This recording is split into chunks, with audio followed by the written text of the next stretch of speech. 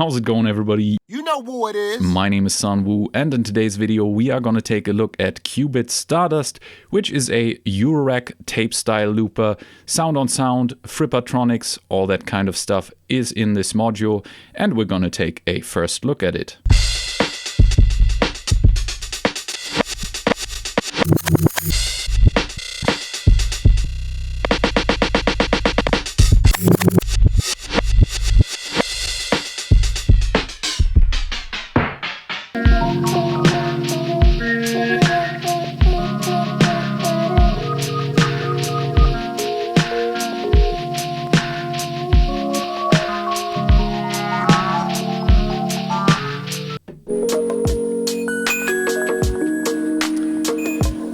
Alright, what is Stardust?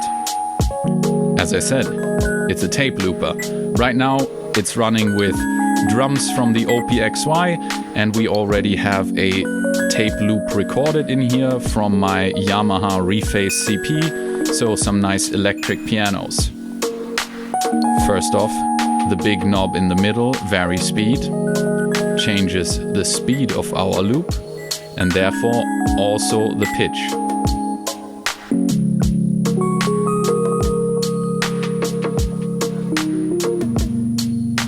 Now by clicking on this, I have reset it to its normal speed, and let's go through the quantization options. So if we press Shift and vary speed, we can go through the different options. It may be a little difficult to see on camera, but it is what it is. Right now we are on the green mode. That is the completely unquantized mode. So if I turn vary speed, it smoothly changes.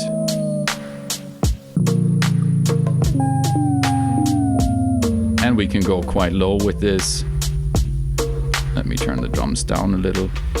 And we can go back to normal by clicking it and going high in pitch as well. Alright, back to normal. Let's check the other quantization options. Gold is octaves and fifths. So everything stays nice and musical.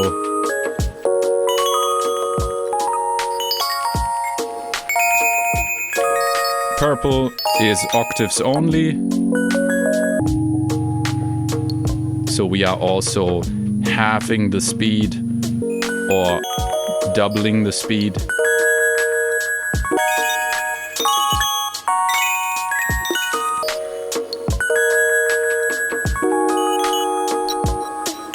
And then lastly, the blue mode is semitones.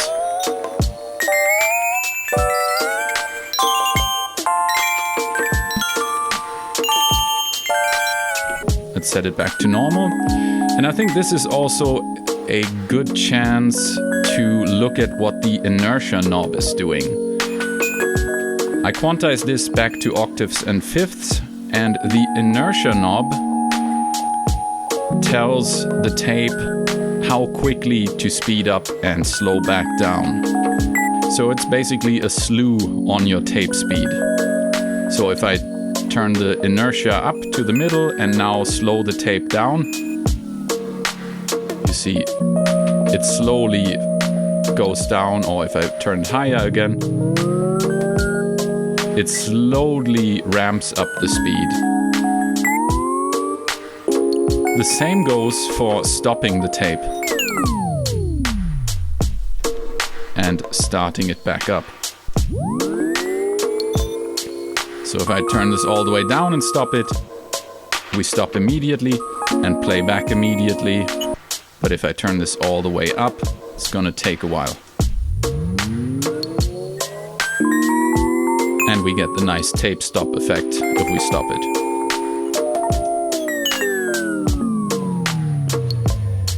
There's also a hidden shift option or an option in the editor, I'm not sure, to change the response of inertia, so you could have a faster speed up than speed down, or the other way around.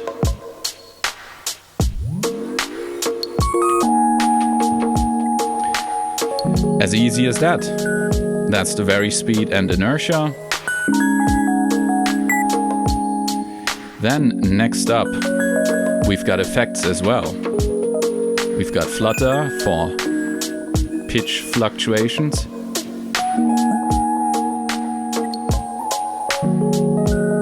Now, of course, quite extreme.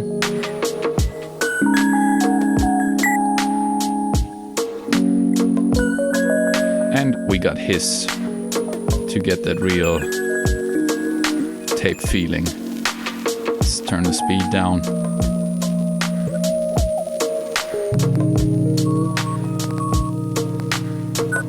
We got more effects by clicking this button. So right now it's on the blue light. That means we are on the tape effects. Then we have on the green,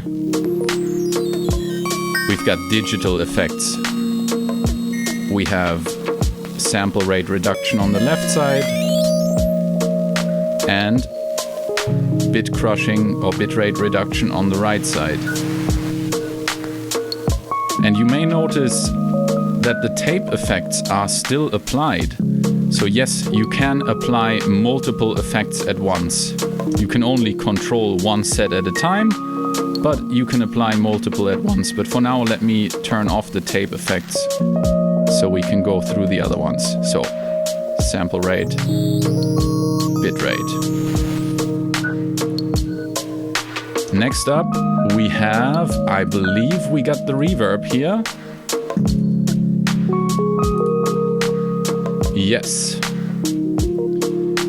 We have reverb amount here and reverb time.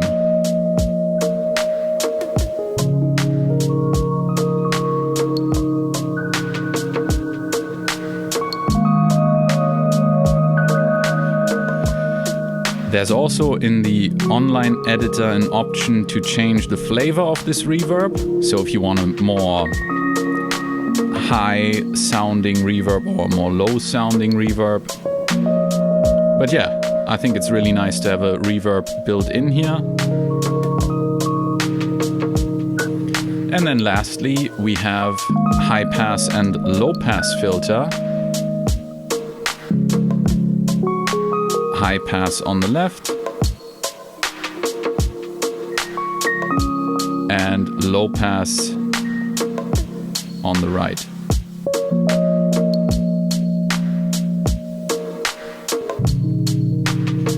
So it works a little different than your usual low pass filter, because you would imagine as you turn it clockwise it opens the low pass, but it does it the other way around. But as you can see, nice effects, and you can have all of them going at the same time if you want. For now, let's go back to the tape effects.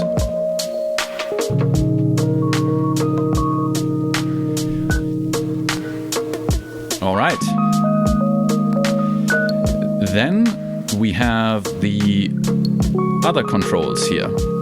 Maybe I actually start to record a new loop for this. Yes, let's record a new loop. If I want to get rid of my current loop, all I gotta do is press erase and it's gone.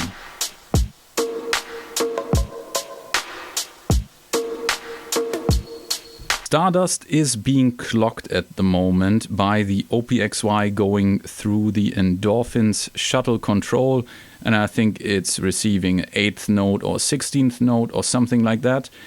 External clock can be activated by pressing Shift, and you see this green light here, that means it's externally clocked. If I press the button above it, it's internally clocked, and that internal clock, I believe, is defined by the first loop you record, because that will define the length. But we're gonna clock it externally and hopefully record something now.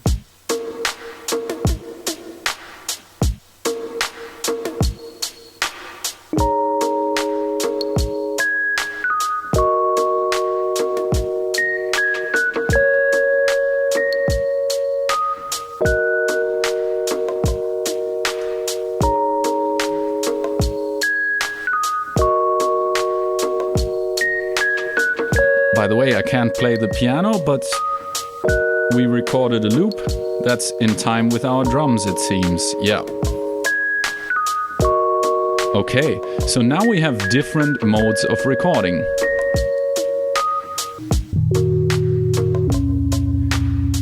Let's turn the speed down and record on top of the sound using the sound on sound mode, which is blue.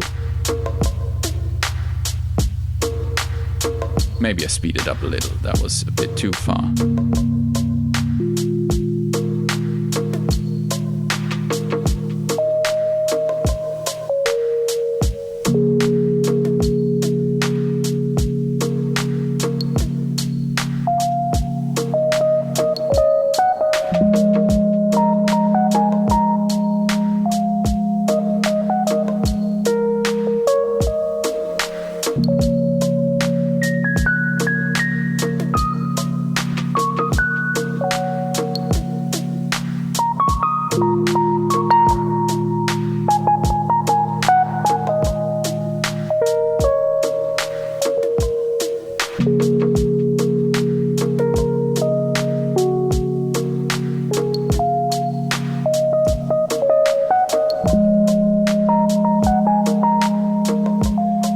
And now we got another layer added.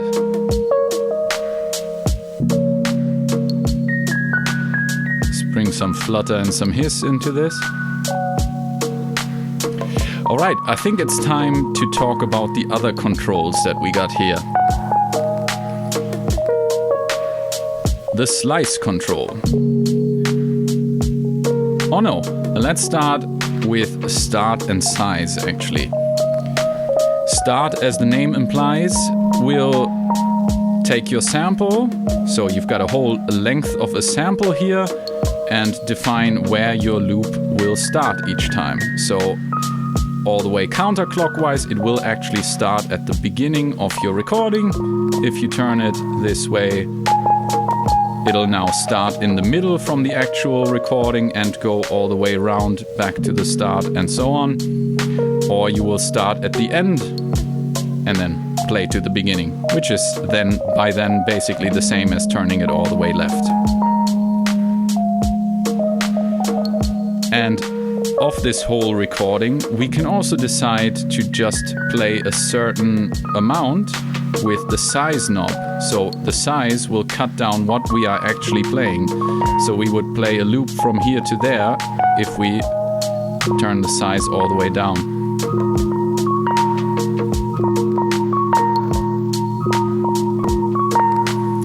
So yeah, you can cut down your loop to a tiny length actually. Now what this in theory allows us to do is do fake time stretching by now moving the start point as we are just playing a tiny loop.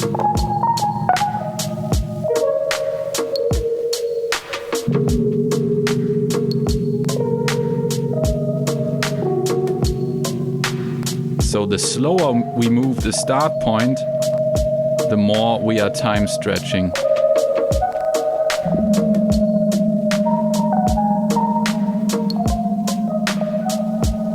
We can also do it in reverse, or we could control this from an external module with a ramping LFO into the start point. So after some difficulties, I figured it out. Now I've got a clock synced ramp LFO.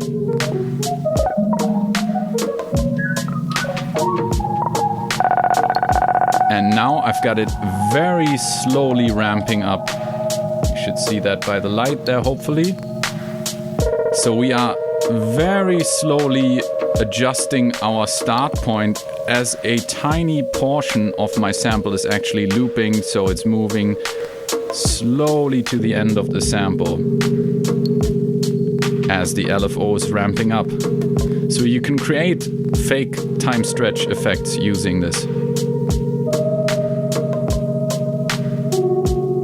And as I turn the LFO a bit faster,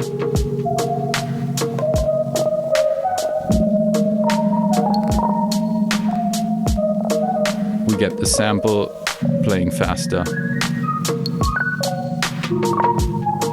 and faster.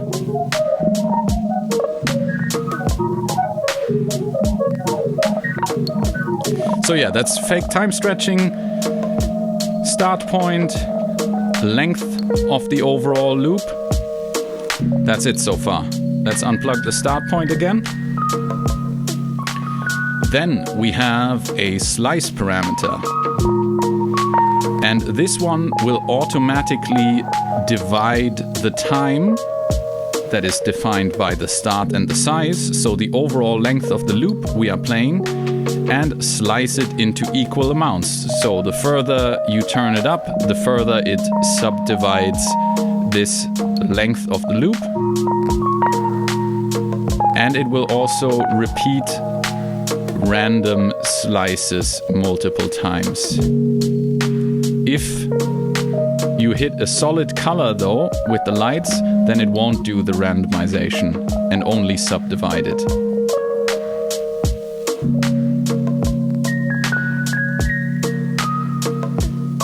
Now, what is this doing, you may ask?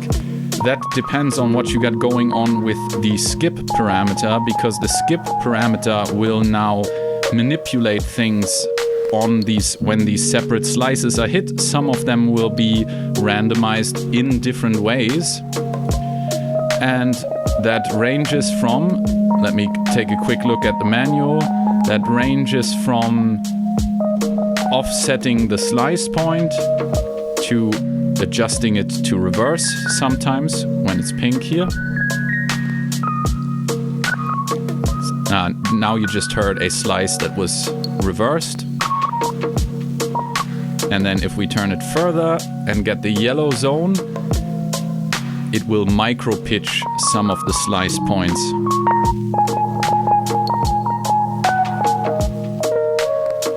And now it will introduce octave jumps.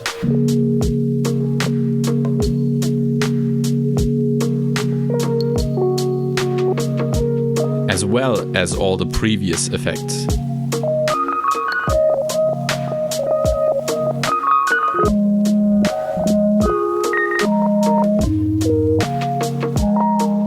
And then we've got random semitones if it turns purple, which I would wish that they would change it to random fifths, but who knows. And finally, it will introduce tape lag to the semitone jumps as well. So let's make the slices a bit smaller.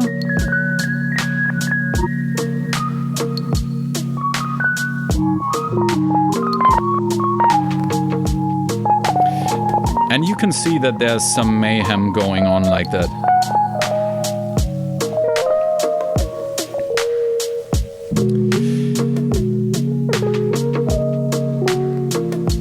And I think here's where I stop the music shortly and the playback, because this is where I think my main criticism of the unit comes in, and that is this skip functionality.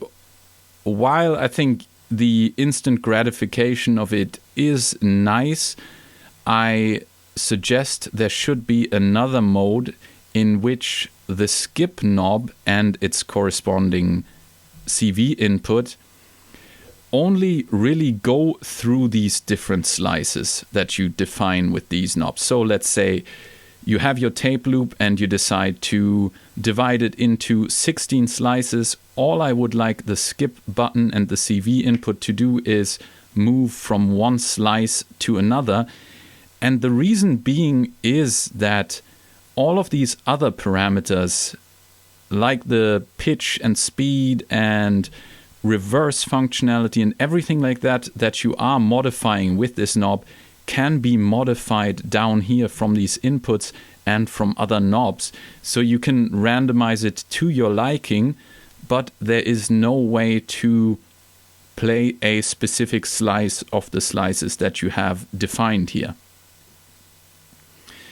And I've heard this sentiment echoed on forums multiple times, so that is something that many people seem to realize, that this functionality is missing and would be really nice to include in the unit. And in my experience, Qu-Bit is quite good when it comes to updating their devices and even offering alternative firmwares. So I really hope that is something they will implement in future.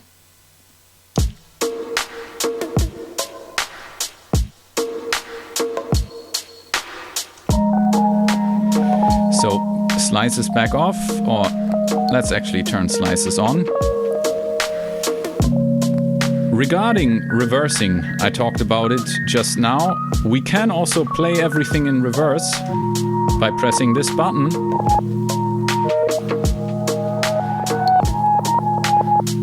And now you can hear my slices are being played backwards.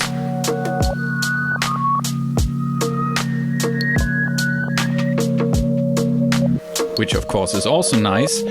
And it is being sliced up as it is playing.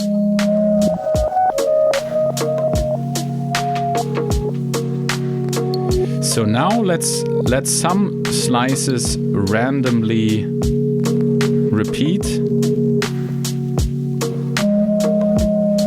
And now I'm gonna record over this as these changes are happening, and maybe I turn the skip on too, why not? Let's just introduce some other things.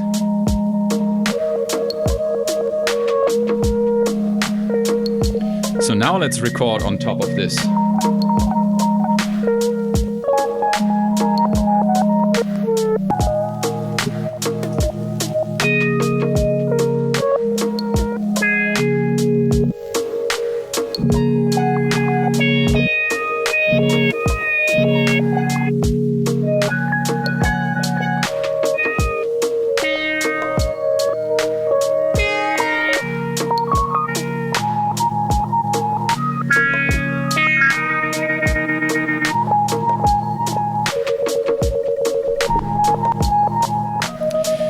Okay, and now you are probably noticing something. We're getting weird repeats, and I'm gonna turn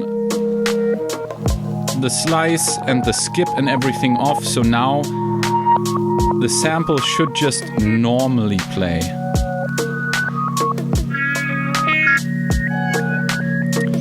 But because we had these skips and these reverses and these randomly repeating slices as we were recording the second layer now, that means this recording will also be weird and skippy.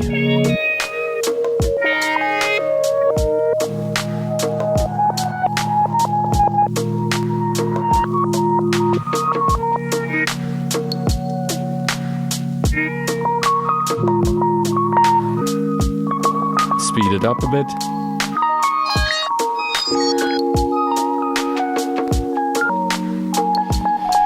And this gets even more weird when we introduce, for example, the resample mode. So let's use the resample mode. Now we're gonna resample everything that's playing in the Stardust looper, including all the changes we're making.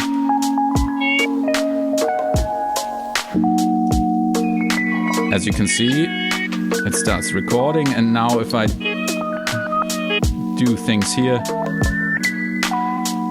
I've got the vary speed on as well.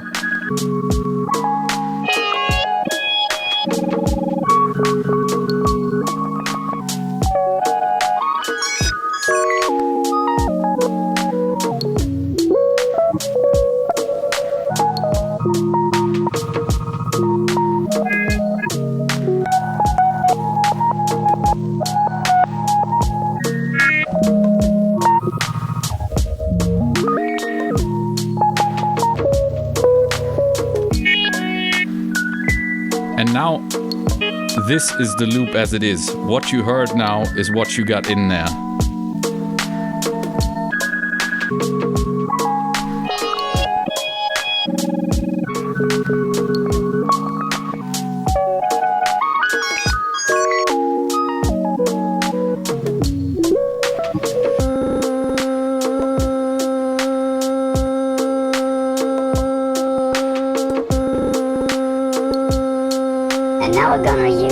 replace mode.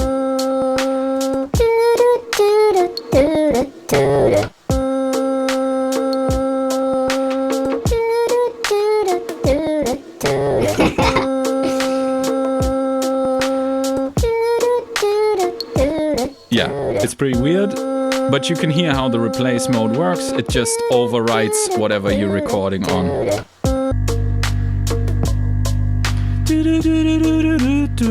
And we can of course combine the modes. So now I'm going to the next mode.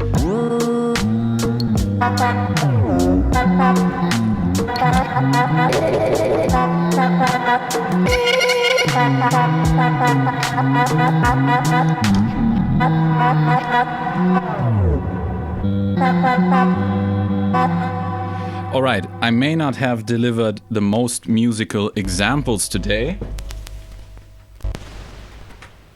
I apologize for that, but this is just a quick first look and my first insights on this. What I forgot to mention is we've got a mix knob here which mixes between the loop and the input signal. We've got input signal level. This easily allows you to use non-modular level signals and record them into the looper. I always think that's a very good idea. And lastly, we have the freeze mode up there.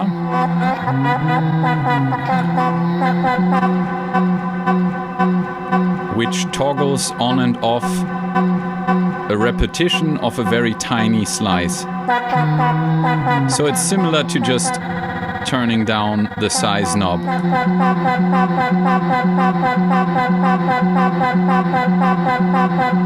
Although it's not quite as tiny as you can get by turning size all the way down. And one thing I want to mention here is that in the manual it states that the freeze function is activated when you send a gate to the freeze input.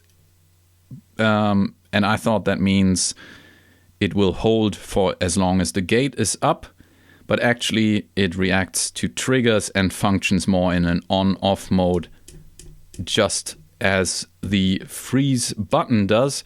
And I would wish that that would be changed to actually work when the gate is high to be frozen, and if it's low, that it plays normally.